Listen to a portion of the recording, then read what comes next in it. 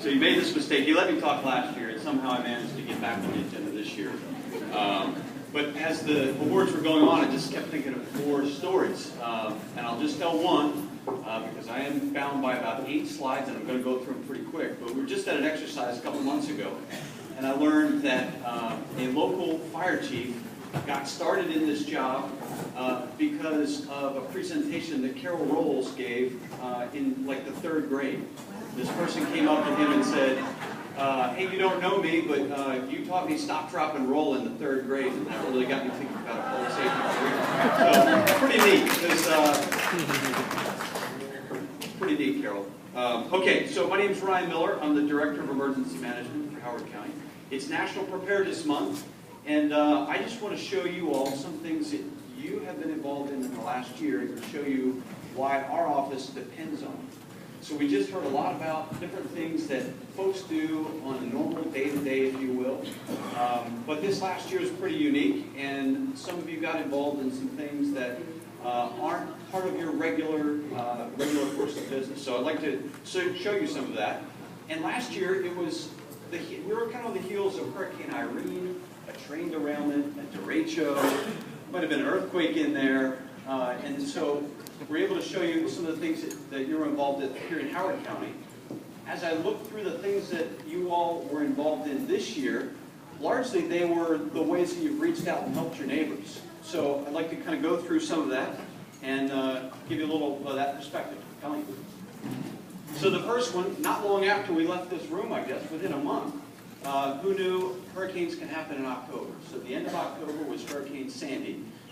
Pretty busy here. You know, we watched it come up the coast, we mobilized, we got folks engaged, did a lot of planning. In fact, planning and zoning this year was rolled into the Emergency Operations Center, and John Powell, Jeff Bronow, a lot of folks spent the night actually in the EOC helping us plan for the next day's activities. But as you know, the storm went, for the most part, to the north of us, struck New England. Next slide. This is happy Karen Spicer in the EOC. Next slide. But what really wasn't covered in the press locally was the amount of devastation in Western Maryland. October is pretty early for blizzards, but what basically that mounted out in Western Maryland was a kind of a hurricane blizzard, and they had up to 80% power outage out in Western Maryland. Next slide. So our office went out to assist the Office of Emergency Management in Garrett County to assist them in their operations center. And we found out that, for the most part, if you all can see, that's a National Guard vehicle and a Recreation and Parks vehicle parked alongside of each other. Overwhelmingly, it was debris management and removing trees. And we had just heard that Recreation and Parks had trained up a chainsaw team. And we had pretty much brought in every sawyer from around the state, and we said, hey, we know Howard County's got a team of chainsaw experts. We can maybe see if they can come out. So John Bird dispatched about a dozen chainsaw-wielding experts, and they came out, and literally they worked right alongside the National Guard, urban search and rescue teams, the local sheriff. It's a really neat collaborative effort. Bob Linz led that team, and I'm sure he'd like to tell you more about it, but it was a pretty neat experience. Next slide. Here they are doing some debris management. Next slide. This is the Somerset County Emergency Operations Center. Almost a month later, Somerset County called Bob Francis and said, hey, we hear you all have some experts in assessment, damage assessment, done some training, done this a lot locally, could you give us a hand? So licensing permits sent a small team under the command of Sean Kelly down to Somerset County. Next slide. And the neat thing about this was that it just needed teams out on the street to gather the information. I think everybody realized there was an amount of damage that necessitated a FEMA declaration, but it was this team that went down and gathered the information that ultimately allowed them to qualify for a FEMA individual assistance declaration. So really helped out that community. So here's Sean on the left, and a fire and rescue employee, Jeremy Clancy, on the right. Next slide.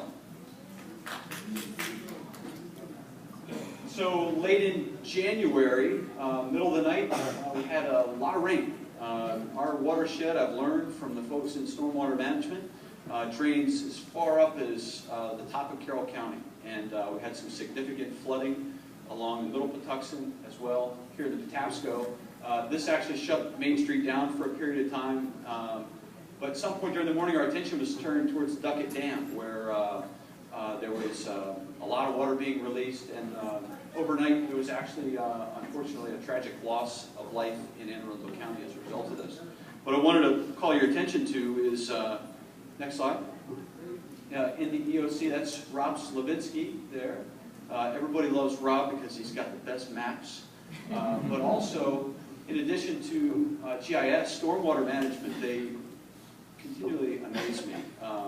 They converted it on a conference call. They said, we're releasing 8 gazillion gallons of water per hour or per day. And they said, we'll do the math. We'll convert that to cubic feet per minute. And Rick Powell and his team went to work.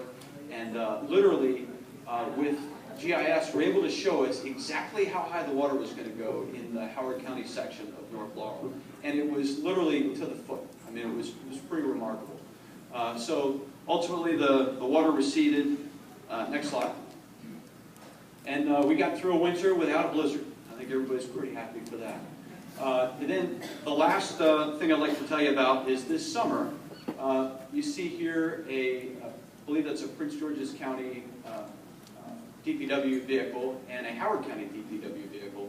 Steve Gerwin's piloted a program in the state called the WARN, which is basically a mutual aid agreement between water and wastewater utilities. And he's really been trying to get some support around the state for this.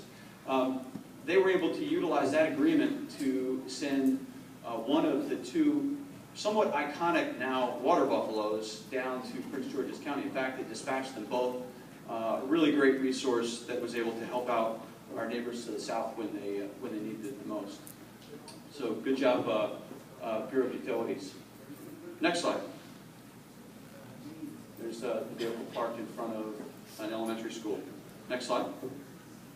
So what I'd like to leave you with is basically a reminder that we depend on you. I often tell the emergency managers that I work with around the state that I've pretty much, I think, got the easiest job because of you. Oftentimes you see the lights and the sirens and the flashing lights on television during these emergencies, but it really is, it's a collaborative effort. I don't think anybody in the room hasn't pitched in during at least one of these events that we've experienced in the last few years. So on the heels of National Preparedness Month, I want to thank you for that and what you do for Howard County. And there are some folks, and just before I leave, I want to point out there are a lot of folks that we'll probably never get a picture of to be able to show you them in action.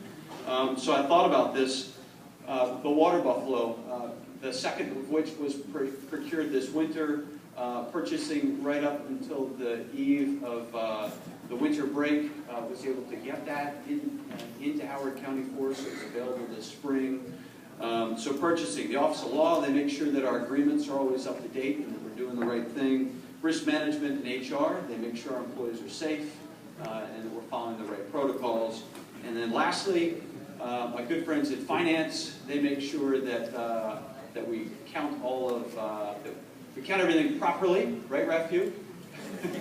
And then at the end of it, truly, Finance, Stan's team, Rafu, Angie Price and company, everything from the derailment in Ellicott City through some of these natural events that we've had, they literally get back for Howard County every penny that we're eligible for. So a really neat system, and they've become really leaders in that process as well. So thank you, Todd, for giving me the couple minutes. I hope it didn't take too much.